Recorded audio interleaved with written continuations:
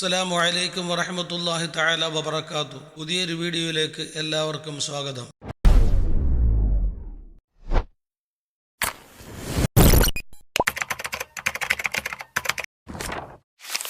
വർത്തമാന കാലഘട്ടത്തിൽ തരീഖത്തിൻ്റെയും തരീഖത്തുവാദികളുടെയും രംഗപ്രവേശനം ധാരാളമാണ്. പ്രത്യേകിച്ചും മഹാനായ ഷെയ്ഖ് മുഹീദ്ദീൻ റളിയല്ലാഹു തആല അൻഹുവിൻ്റെ പിൻതലമുറക്കാരായി അവിടുത്തെ തരീഖത്തിനെ വാദിക്കുന്ന, അവിടുത്തെ ഖലീഫയായി രംഗപ്രവേശനം ചെയ്യുന്ന ധാരാളം പേർ ഇന്ന് നമ്മുടെ ഇടയിലുണ്ട്.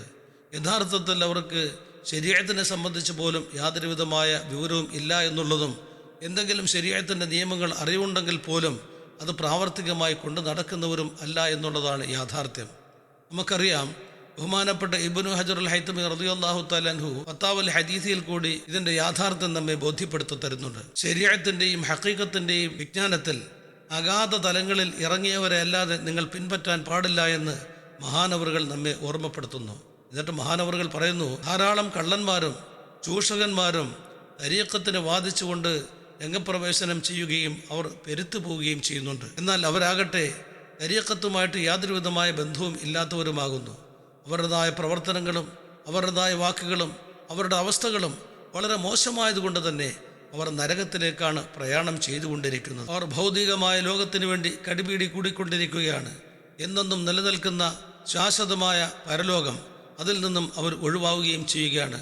കാരണം ഈ ഉന്നതമായ തരീഖത്തിനെ വാദിക്കൽ കൊണ്ട് അവർ ലക്ഷ്യമിടുന്നത് ജനങ്ങളിൽ നിന്നും സമ്പത്തുകൾ സ്വരൂപിക്കുകയും അവരിൽ നിന്നും ഹറാമായ ഭക്ഷണം തിന്നുകൊണ്ട് അവർ മോശമായ പ്രവർത്തനങ്ങളിലും തെറ്റുകളിലും കഴിഞ്ഞുകൂടുകയും ചെയ്യുകയാണ്.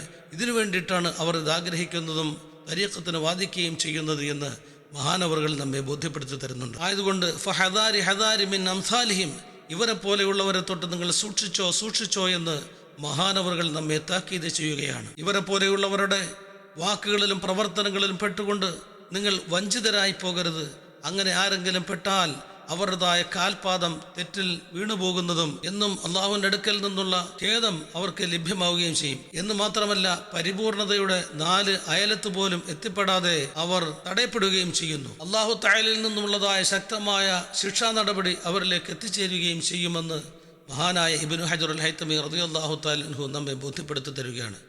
തരീഖത്ത് എന്ന് പറയുന്നത് ചെറിയൊരു കാര്യമല്ല. ശൈഖന്മാരെ സംബന്ധിച്ചിടത്തോളം ഒരു നിലയ്ക്കുള്ളതായ തെറ്റുകുറ്റങ്ങളും അവരുടെ ഭാഗത്തു നിന്ന് ഉണ്ടാകാൻ പാടില്ല. ഒരു വലിയനെ സംബന്ധിച്ചിടത്തോളം ഏറ്റവും വലിയ കറാമത്ത് എന്ന് പറയുന്നത് ആ വലിയിൽ നിന്നും കറാഹത്തായ ഒരു പ്രവർത്തനം പോലും ഉണ്ടാകാതിരിക്കലാണ് എന്ന വസ്തുത നാം തിരിച്ചറിയേണ്ടതുണ്ട്.